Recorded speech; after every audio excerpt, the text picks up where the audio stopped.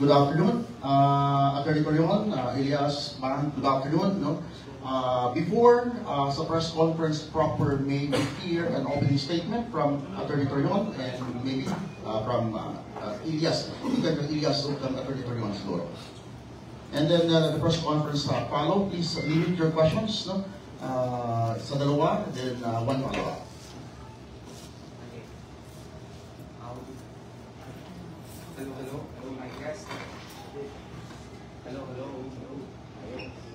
Hello. Magandang gabi po sa kanilang lahat. I am Attorney Israelito P. Torion.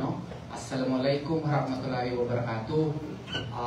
Nandito po kami ngayong gabi to inform the public that we have formally filed a petition for declaration of nullity of contract and for cancellation of contract, accounting, damages, attorney's fees, with prayer for TRO and or preliminary injunction. No? Ang plaintiff po dito ay sila Elias G. Lintukan Jr. at ang lahat po ng member ng Elias J. JTV Band. No? Naka-enumerate po ang lahat po ng members po ng Elias JTV Band against their manager Beverly Pumikpik Labad-Labad. We already issued to you previous to the press conference a press statement, no? As to why we filed this instant complaint before the RPC of Kidapawan, and the same explained that essentially our stand is the contract is void, not only voidable, meaning anong ibig sabihin yan, wala pong visa yung kontrata po na napirmahan ni Elias dahil po yung kontrata po na iyon ay walang consideration. When I say walang consideration, at the time of the signing of the contract in April of 2025, April 4 to be exact, right? In Dumaguete City, the same, the Elias Lintukan or Elias JTV Band was already well known not only in the country but abroad as well. He was already a singing sensation. The band itself is widely known, while the manager Beverly Pumikpik Labad-Labad had no history whatsoever of managing any talent. And as a matter of fact, in her previous declarations, she admitted that she had no history of managing artists. So therefore, there is no claim that she had any contribution at all in so far as the popularity of Elias JTV Band itself or Elias himself. So, when you sign a contract with a very well-known artist, there are three elements: cost, object, consideration. Was there a cost? Yes. Was there an object? Yes, but there was no consideration. So therefore, we feel that there was no contract at all since one of the essential elements is missing, is absent. So therefore, it is void. Second, it was likewise, there was also dolo causante. What is the meaning of that? There is fraud in the causation of the contract, which means that at the time when the contract was signed, there was fraud employed by Beverly, such that she made Elias believe that she was very rich or she is very rich, that she had all connections, and that her only intention is to help.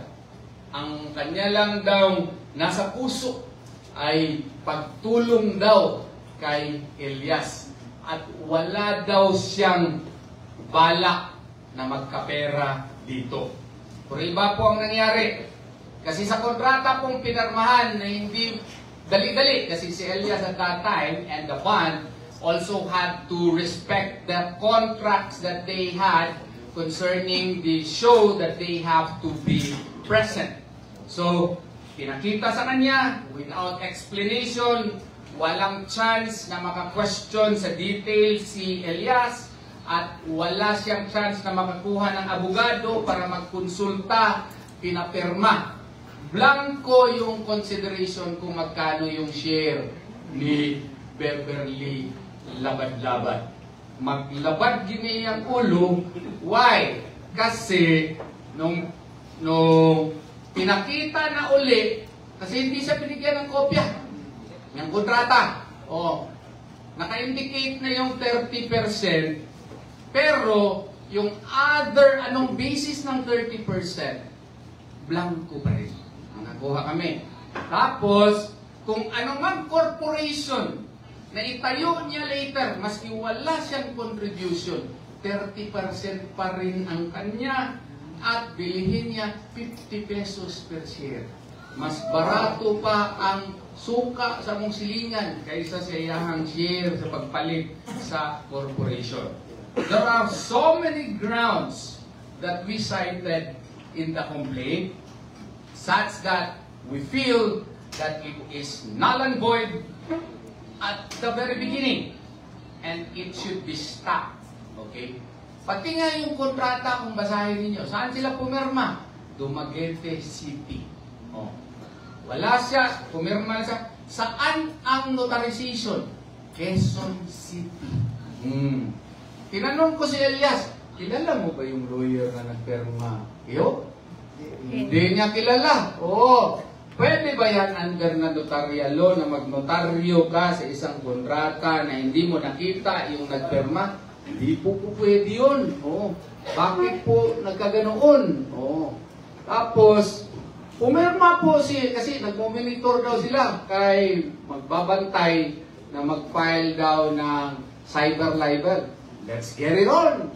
Bantayan niyo ako.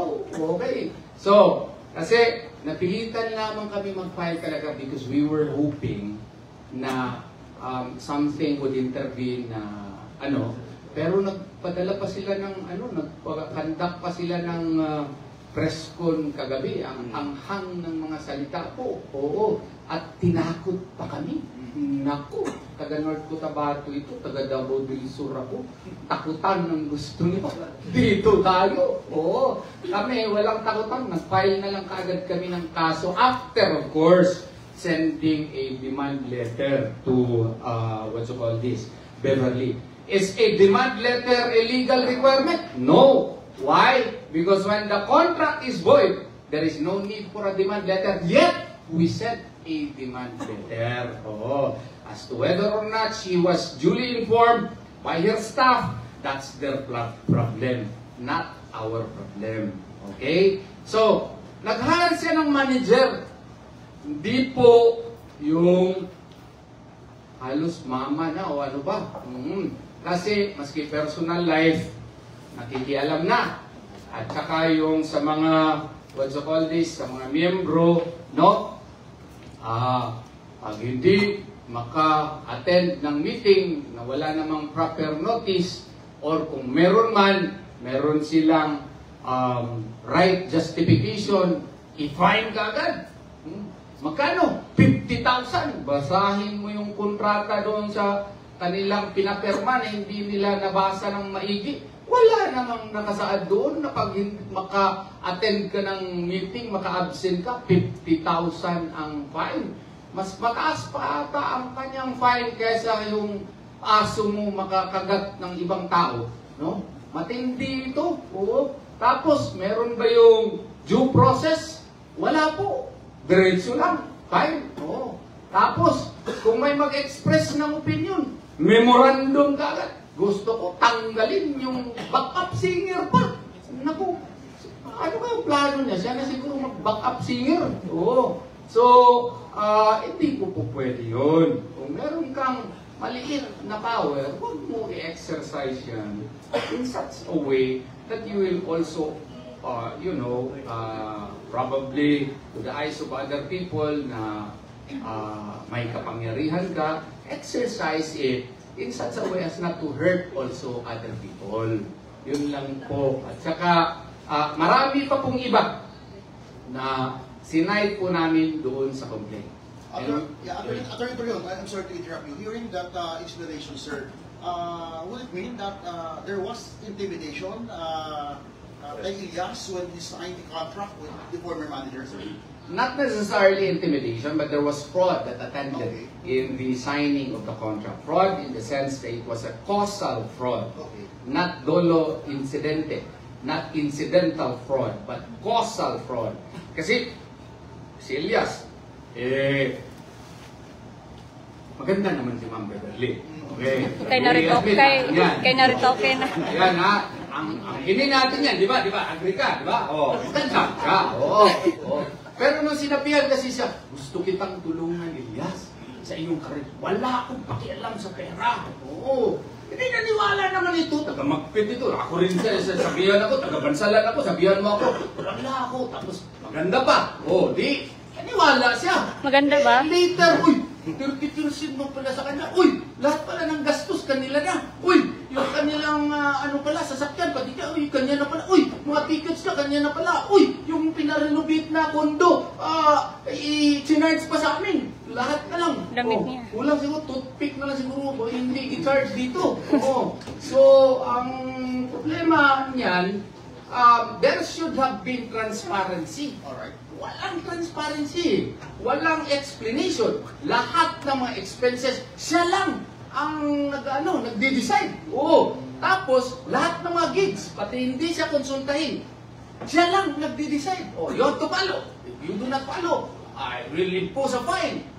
Parang medyo hindi ata tama. So meaning, Attorney Torion, wala mong nakita si Elias na amount after ng kanyang mga gigs, binibigyan na siya ng kanyang share, parang gano'n ang ibig sabihin?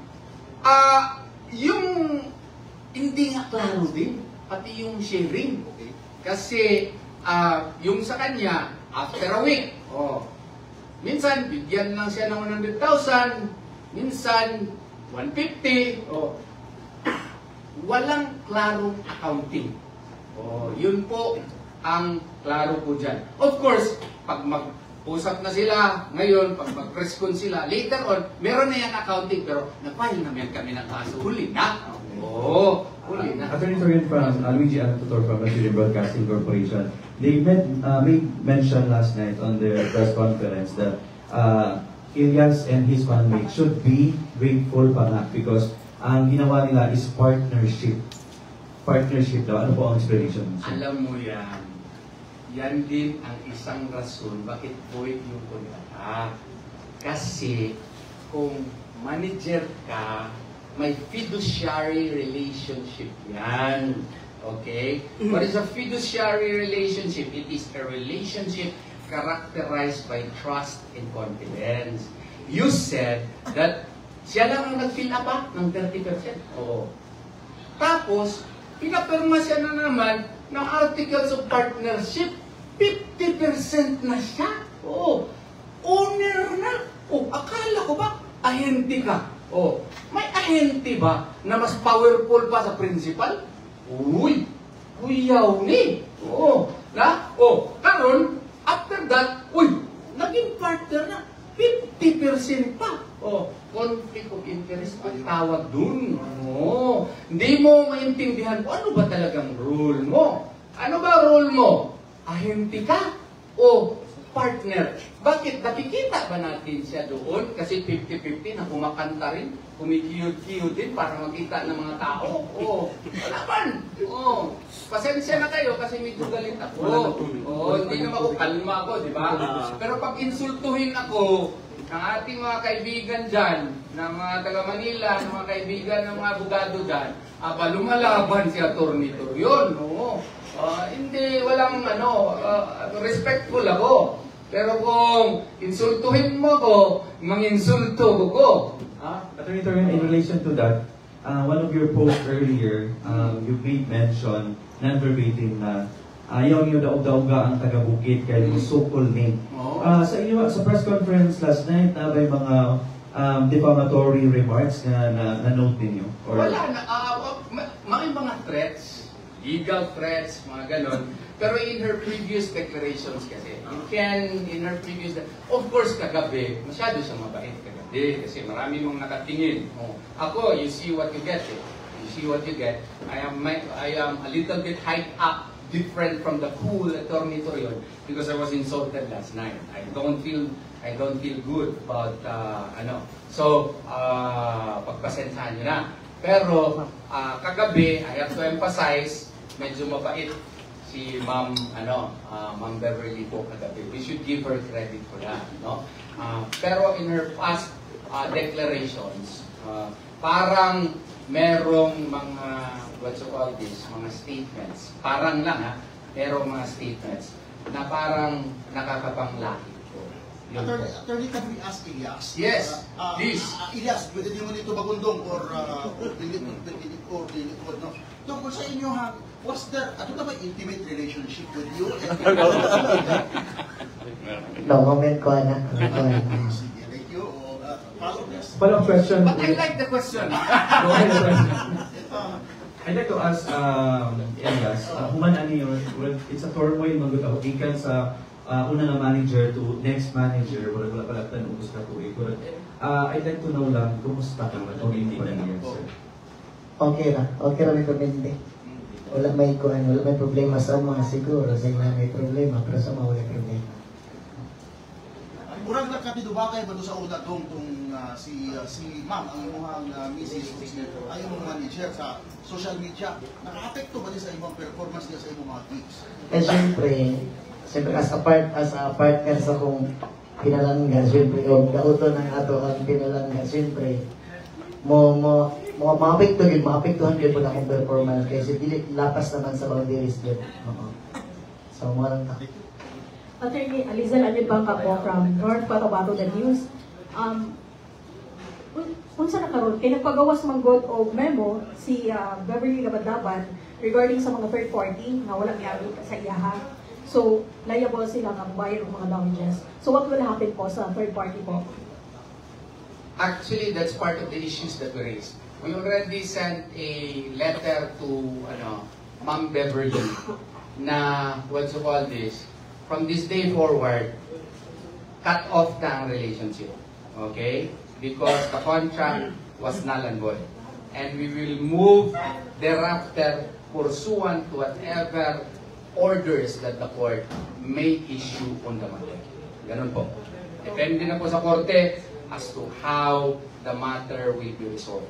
So dili magproblema ang mga nakapag-booking na sa kay Elias po nga without manager po. Okay, ganito yun.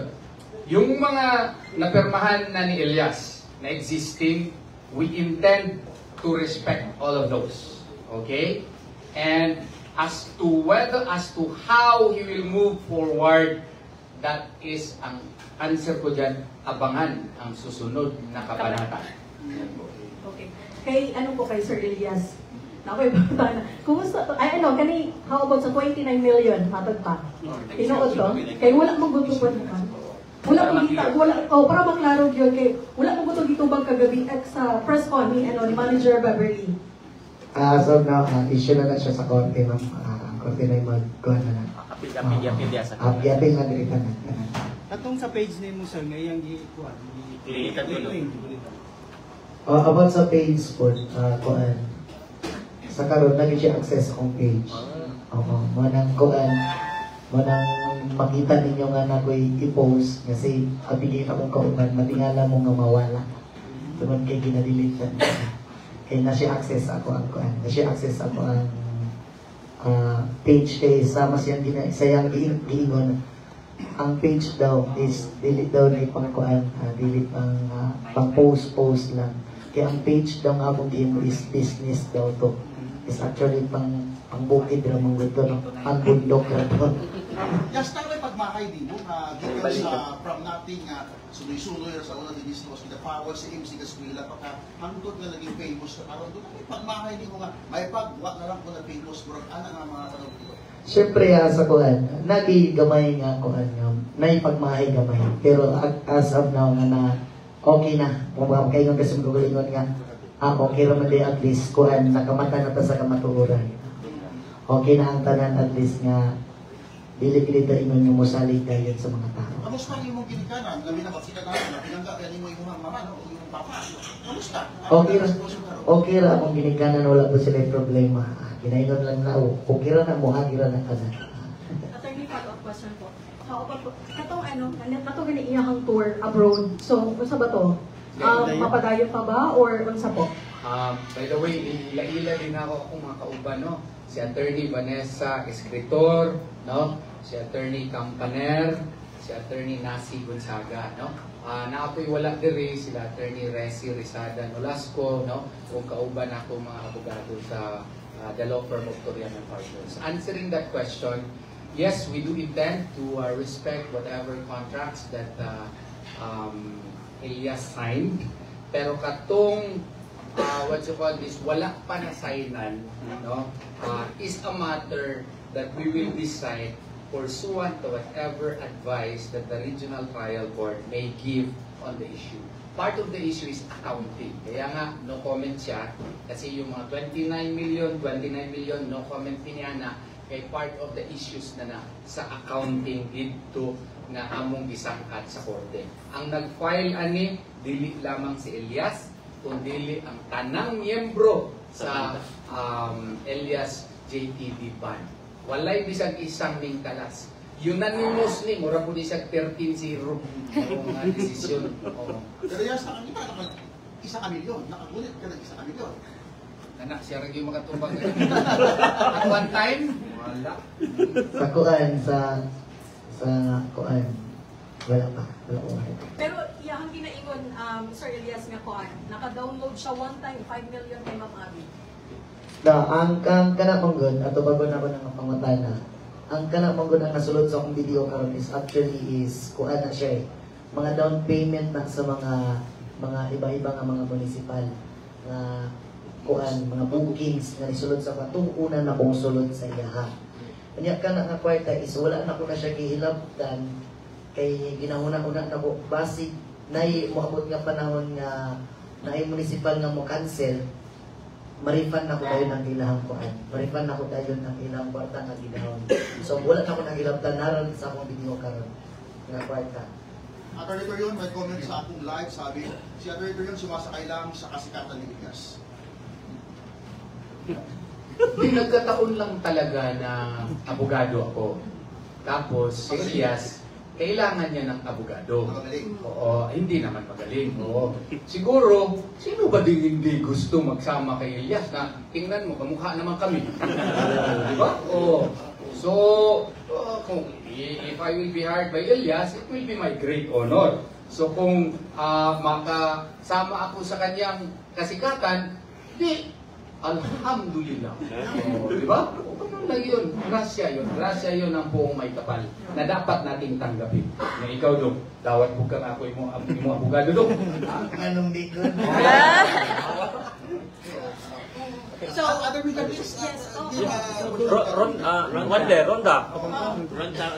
Sige. Dan. Ang sa ikwad, pwede ba nimo mabawi ko yung account nga na kon yang ginamanage na karon na may legal action ito rin. Siguro sa kuan diri naging no comment ko diri naging Okay. Part na sa issue diri. Katong sa social media nga dahil na daw imong manager katong si Eloy Bugris na. Tama ba to? Kaya mo daw nga nagadepend daw siya sa imuha kay siya daw ang imong bagong manager. Dili na Pero we should commend ako, I would like to commend Eloy Bugris for defending Elias, no? I haven't met her, pero kung maki-meet ganito siya, makikapit ko ni ma'am. Ano? Kay ganahan ko makahibalo nganong isog kay siya. Oh, di ba? She is defending Elias and we would like to commend her for that. Thank you, ma'am. Thank you. Attorney Torion, I'm very curious. Ang kapal ng nasa harap mo, yan ba yung final nyo sa Regional Trial Court sa Pinapawad, sir? Ilang pages po yan? You know, marami po kaming, this is a collective work of the law firm of Torion and Partners. And as you can see, we are not joking when we file cases. by the thickness of the files alone, you could see that we are really serious and we are here to win. And by the grace of Allah subhanahu wa ta'ala, we will win. So, this is more than 300 pages na complaint, and this shows our seriousness in fighting for the causes of Ilyas, because he is, you know, a budding and now one of the best artists that North Cotabato has ever produced, and he should be given his freedom to chart his own destiny away and cut off from whatever factors that are trying to hold him down. Is Attorney Torion confident to win this case, sir? Well, by the grace of Allah subhanahu wa ta'ala, I believe in the cause of my client, and therefore, he will allow us to win in this case. On my end, Attorney Torion, my friend, aasahan ba namin na magiging grandstanding ang mga hearings ng sasong ito na baka ang darating sa Kidapawan City is Attorney Topacio? Well, Attorney Topacio is my friend, no? Pareho kami sa PDP Laban, and as a matter of fact, yung PDP Laban nga, merong show na gawain sa amin. Ngayong Saturday sana start, no? Pero may na-utter kasi yung kaibigan ko kagabi na I have to tell him also that I did not like. Ganun naman si Atty. Torion. Maklaro ako, I did not like. Kaya nga medyo kanina, medyo galit ako, pero okay na ako ngayon. So, manager ka nun? Wala siyang manager ngayon. He is fulfilling his contract, yung napermahan na niya, and we will decide as to who will be his manager based sa anumang declarations ng korte. Pag magsabi ang korte, wala na ito, di pipili siya ng sinong kanyang manager. Hindi po ako yun, kasi abogado ako. Paruhin ko yan, ha? O, kung kailangan niya ng abogado, ng mga kontrata niya, kasi nandun ako. As of now, he is on his own trying to fulfill the contracts that he already entered into. Whether it was through the auspices of Ma'am Beverly, he will follow. So, kinsa nagkatawat og bookings karon, sir, para sa mga activities na ito? None as of the moment. Yes, personal question. Will you plano na magpakasal? Napakasal na kayo na. Magandang As about sa pagpakasal is maabot na. Pero sa karon wala kami napakasal, ha? Pero surprise lang, surprise. Sa pinakalit. Sir Elias, okay pa ba? Nani sabot. Kaya magkasal ni Ninong ni. Attorney Torion, from my end, siguro, what is your assurance in legality kay Ilyas, his bandmates, and their family na tinis na makadawat og threat, especially dito sa mga producers nga dili na nila madayon ang mga shows? No, actually, as to shows that he already committed to attend, like for example, the US show, World Tour, no?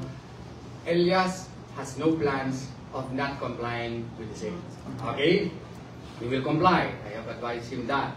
And he will perform. Provided, of course, na ma-approve ang visa, kanang mga magikinahanglan. Walay dili tumanon si Elias, sumala sa kontrata. Ang kontrata lamang niya ni Ma'am Beverly ang ipakat off na mo. Kay murag sa among tanaw, pwede mi magkamali. Wa na gyud na mao. So, last na siguro kay Sir Elias. Kadagan-dagan sa abogado, ganun si Atty. Torion Manimaga. Kana wala nindot na mga na. Sa kadagan-dagan nga abogado si Atty. Torion ang akong gipili kay kabalo ko nga balutas ginamay tanan. Basta pinahagi sa iya sa tapaw, pinahagi siya ang tatak sa amo. Kung kinasaligan mo naman si attorney, siyempre siya mo nang ipili kay kwapo mong gutong kayo. Elias, siguro, mensahe niyo sa inyo mga followers and mga fans. Sa mga sa mga nabalangkan ako diha ng mga followers no, sa mga basher na ko diha no. Relax lang mo diha kay mahuman balitanan. O sa mga tinuod nga nagasuporta diha, salamat kayo sa inyo ha. O amping mo kanunay, God bless always sa inyo ha. More blessings sa inyo ha. O walay katapusang pagpasalamat ako sa inyo ha tanan sa pagsuporta ka na mo sa Elias GTV Bell. Salamat kayo sa inyo ha sa pag-usap o.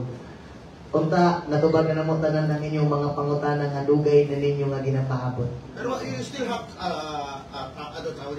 interest to talk to your former manager. Tayo mong dati nga manager, Elias, istorya pa kaniya doon? O mo ang panahon nga kuwan, wala may problema. Pero ka-text mo na. Sir Elias, after this, after ani nga kaso, kung mahimong successful nga kaso, mas usa mas prefer sa inyong grupo mo, kay mo o bag-o nga manager or mas prefer nila kamukha na lang?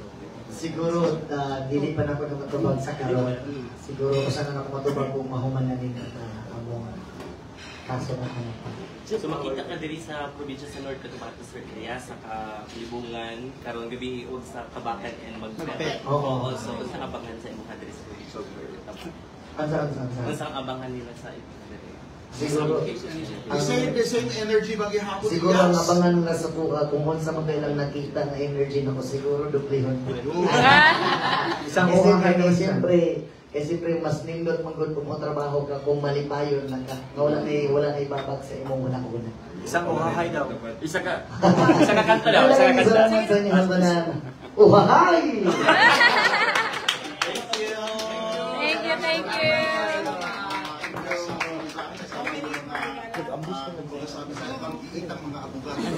Yes. Tatapos natin live ngayon sa